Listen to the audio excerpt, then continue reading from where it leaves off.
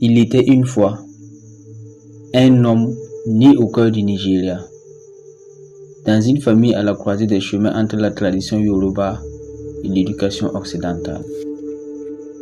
Cet homme s'appelait Wole Soyinka.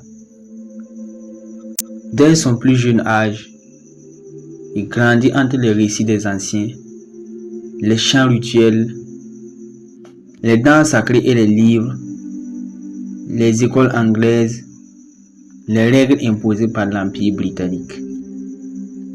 Il apprit très tôt à vivre dans deux mondes, à observer leurs forces, mais aussi leurs conflits.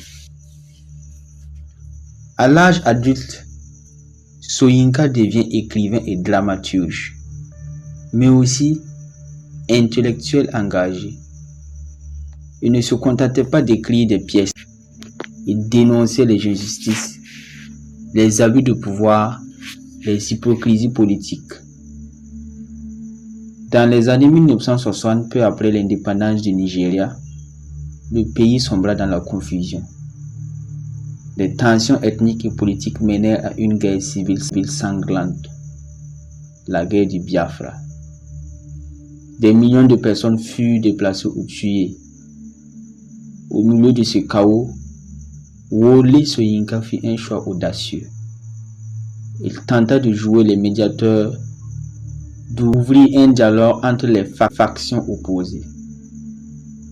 Il rencontra secrètement les dirigeants biafrais pour plaider la paix, ce que le gouvernement fédéral n'accepta pas. Il fut accusé de trahison. En 1967, il fut emprisonné sans procès pendant près de 2 ans, dans des conditions extrêmement dures, en isolement quasi total. Durant cet enfermement, Soyinka n'avait ni stylo, ni papier au début. Mais même dans le silence des murs, il continuait à crier. Il écrivait dans sa tête, il composait des vers, il méditait sur la condition humaine, sur la violence, sur le pouvoir, sur l'âme africaine face à la brutalité du monde moderne. Plus tard, une fois libéré, il racontera cette période dans un ouvrage Mandai. Mais Soyinka ne voulait pas seulement dénoncer ou survivre. Il voulait donner une voix profonde et éternelle à la culture africaine. Montrer sa grandeur, sa complexité, sa richesse spirituelle. C'est dans cette quête que s'inscrit une de ses œuvres les plus puissantes.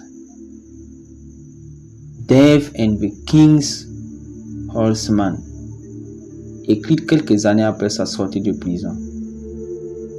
Cette pièce, inspirée d'un événement historique au Nigeria, mais élevée au rang de drame symbolique, portait tout ce que Soyinka voulait dire au monde.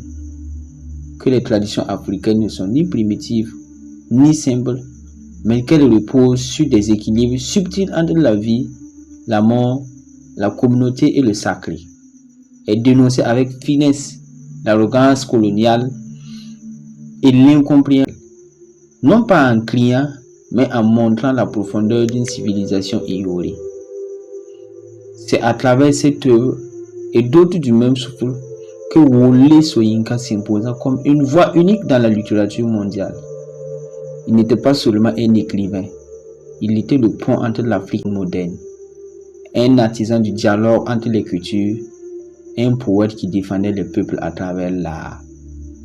En 1986, cette reconnaissance devient officielle.